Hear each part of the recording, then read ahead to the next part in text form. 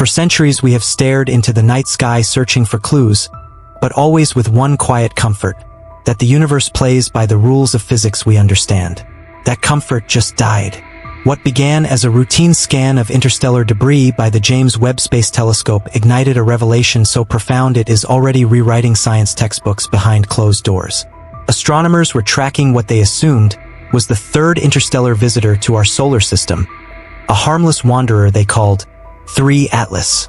Yet in the black vacuum beyond Mars, Webb registered not a faint reflection of sunlight but an impossible glow, a pulse of light that no comet, asteroid, or dust cloud could produce. It was steady, coherent, and disturbingly artificial. Light is the universe's signature. Comets flash, asteroids glint, and planets reflect. But this glow behaved like none of them. It shimmered with the precision of a circuit, not the chaos of rock and ice. Instruments across Earth confirmed it, each new observation deepening the mystery. What was 3 Atlas? A frozen relic hurled across the galaxy, or something built?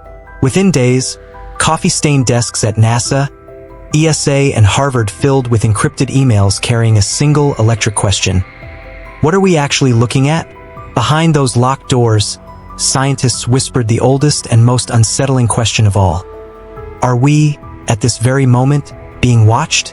James Webb was built to see the invisible, the birth of galaxies, the glow of the first stars. Yet when its gold mirrors locked on to 3 Atlas, the telescope became a spotlight on an impossibility. Instead of clarifying the mystery, Webb magnified it. Instruments that normally reveal ice, dust, and rock began mapping something that looked nothing like a comet at all. Infrared scans showed a core warmer than the vacuum around it. Not a reflected warmth, but heat radiating outward as if from a powered source. Its light wasn't scattered sunlight but emitted energy, pulsing faintly and rhythmically in a pattern no natural body has ever displayed. With every pass, the pulse repeated, like a heartbeat heard across millions of kilometers. Astronomers reached for every exotic but safe explanation. Radioactive decay, hidden friction, unknown isotopes. One by one, those theories collapsed. The data refused to fit the laws we know. For the first time since the dawn of the space age, respected scientists typed words into reports they never expected to write: internal energy source and possible design. Around the world, telescopes pivoted, hungry for confirmation. Webb's feed streamed packets of numbers to servers behind government firewalls. Analysts compared the pulse to everything from natural oscillations to encoded signals. The pattern did not smooth out. It sharpened. It cycled at intervals that teased intent. In quiet conference rooms, the word powered slid across whiteboards like a shadow. If this object generates its own energy, then it is not a rock. It is not a comet. It is something built, something moving under its own will. The realization landed like thunder. 3 Atlas is no longer just an astronomical curiosity. It is a technological event. At first, the world's observatories called it an object. That word no longer fits. As Webb, Hubble, and ground-based arrays layered data, a profile of 3 Atlas emerged, and it looked nothing like anything born of nature. Its path through our solar system was too neat to be random, as though it were choosing each gravitational slingshot with care. Its rotation stayed eerily stable, a tumbling motion so perfectly balanced it defied the chaotic drift expected of inert rocks. Even when it skimmed near solar radiation, it refused to grow the dusty tail that gives comets away. It looked sealed, armored, perhaps even shielded. Then came the surface readings. The albedo, the measure of how much light a surface reflects, spiked at levels that stunned the labs. Portions of the object were nearly mirror-bright, reflecting like polished metal. Not ice, not stone, metal.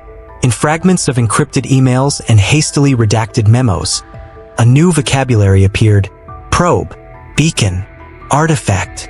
The idea that had always lived on the fringes of science, that someone else might have crossed the dark first, was now being whispered by astrophysicists with tenure. What shook them most wasn't only the strange brightness or the unnaturally precise path. It was the combination. A perfect trajectory, a sealed shell, and a gleaming surface capable of surviving interstellar travel. The only consistent picture left on the table was no longer geological. It was technological. For the first time since the dawn of radio, humanity's scientific elite sat in rooms lit by projector slides and asked themselves not how far we can go, but how far someone else already has. 3 Atlas had stopped being a mystery. It had become a question with teeth. Who sent this, and what does it want? If 3 Atlas were just a rogue rock, its glow would be a messy rainbow, a broad spectrum of reflected sunlight. But when spectrographs locked on, the readings came back razor-thin. The object wasn't reflecting, it was broadcasting. Its light lived inside a narrow band, the same way our own LED arrays and laser beacons are engineered on Earth. Even more unsettling, that band included frequencies we use for communication and guidance. As the days passed, the glow didn't remain static. It flickered, rose and fell, but not randomly. Tiny changes in intensity tracked solar conditions as if some onboard system were compensating in real time, like an eye adjusting to a brighter room. Webb sensors registered the pulses and scientists pushed them through every known signal model. The outcome was maddening.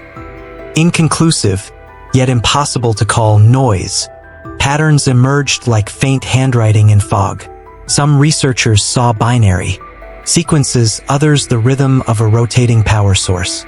All agreed on one point: this was not passive. The object was doing something, and we were watching it live. In quiet corners of NASA, ESA, and MIT, engineers whispered a phrase once reserved for sci-fi: controlled emission. Passive object doesn't shape its light. A craft does. This wasn't a comet's tail sparkling in sunlight. This was a narrow-band, deliberate glow, as if 3 Atlas were talking to someone or something. The idea slashed through the astrophysics community like an electric current. We weren't just looking at a moving body, we might be looking at a message encoded in photons. Not a radio wave, not a language, a pattern of behavior written directly into the light. And the question that rose in every mind was no longer what is it, but who is it aimed at and why now? While the public saw only dazzling images of a faint speck beyond Mars, a small team of astrophysicists at MIT and Harvard fed Webb's raw data into supercomputers. They weren't just looking for light curves anymore, they were hunting for intent.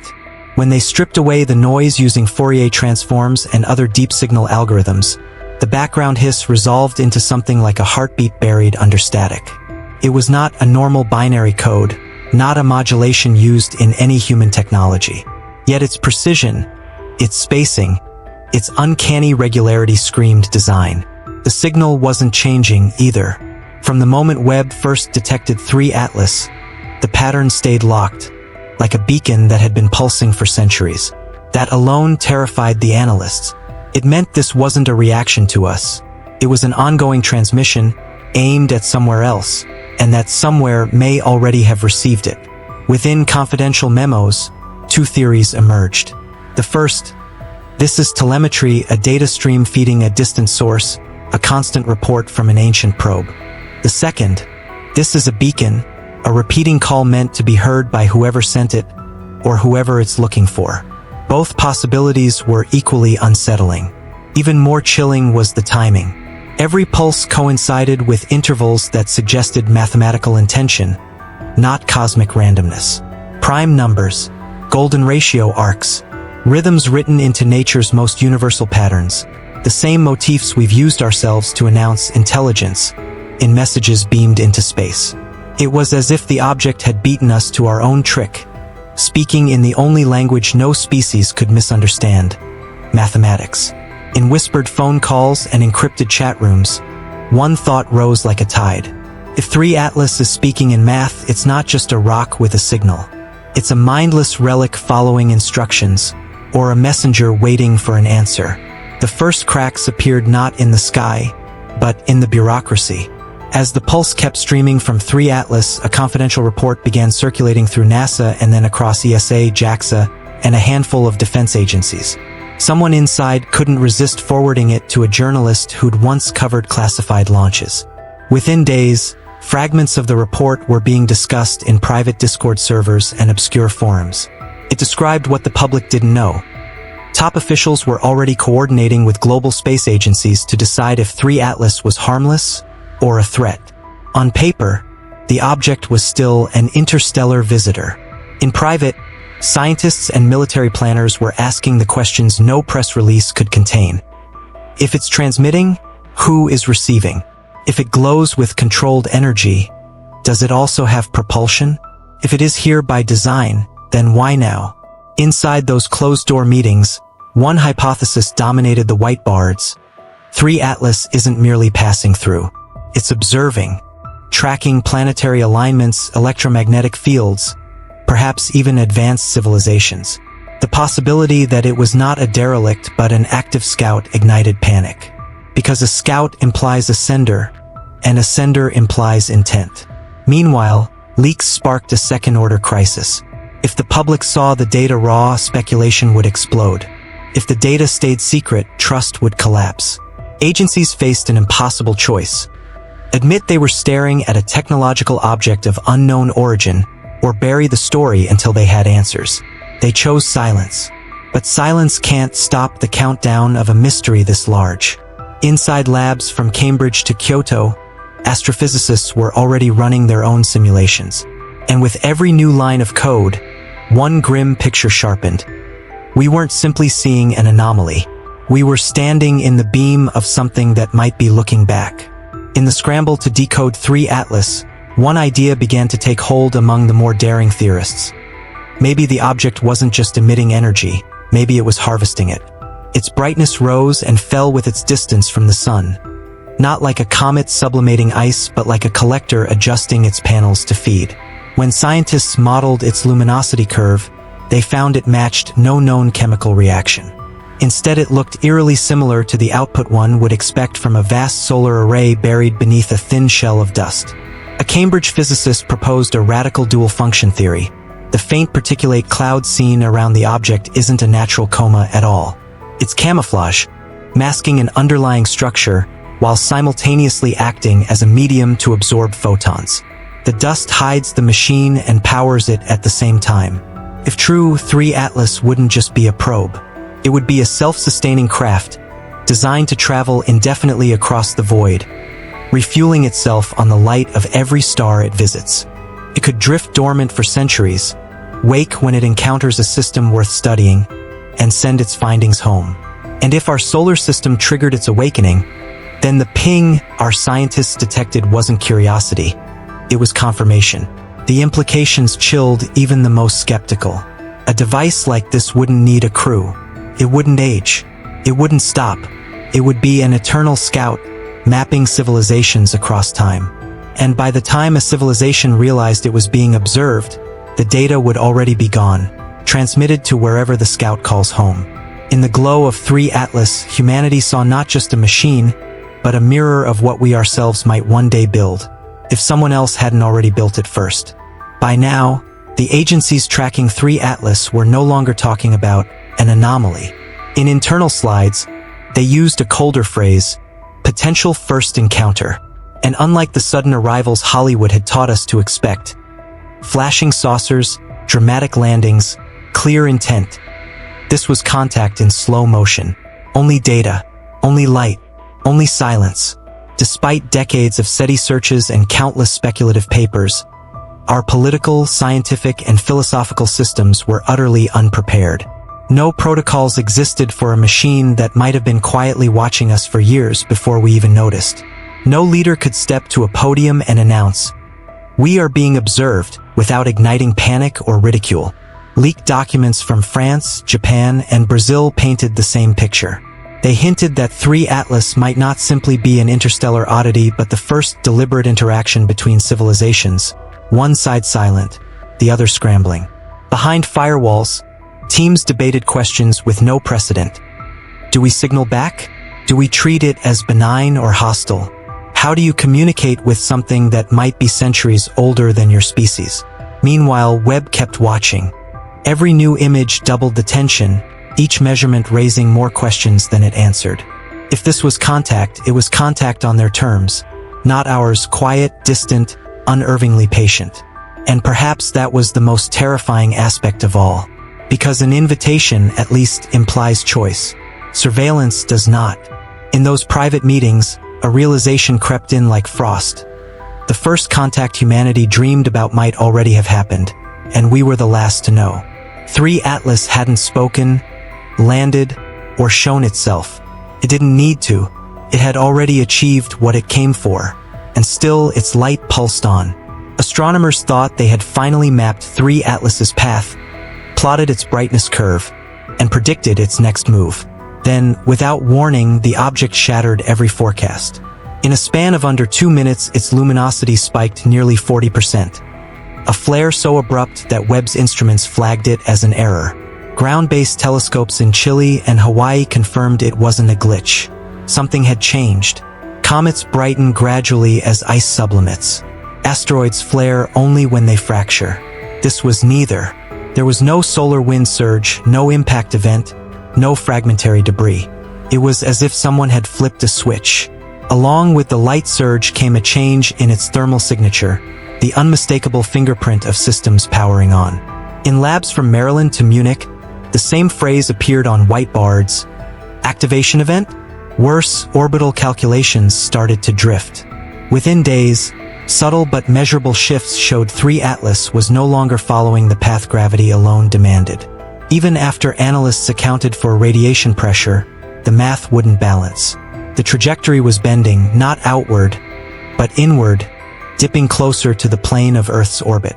It wasn't just passing through anymore. It had changed lanes.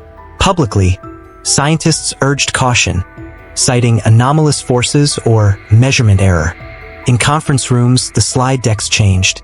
Gone were the phrases natural body and interstellar debris. In their place, engineered artifact, long-duration probe, possible scout. The question of what is it was dissolving into a darker one. What built it, and why did they send it here? Each new scan confirmed the unthinkable. 3 Atlas was not just visiting. It was demonstrating. Every alloy, every spectral anomaly was a calling card of an intelligence far beyond ours. As the evidence piled up, the response from governments was no longer quiet curiosity but urgent containment.